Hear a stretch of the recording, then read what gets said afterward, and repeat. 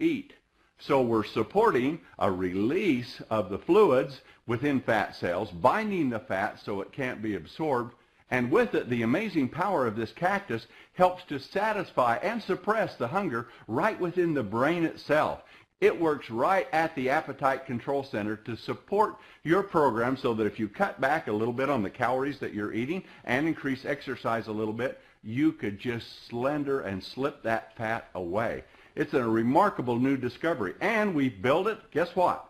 Sugar-free. So diabetics can use it. It's not going to make you fat. It's not bad for the teeth. We've even added xylitol with it, so this is the kind of pop that your children will want to eat too.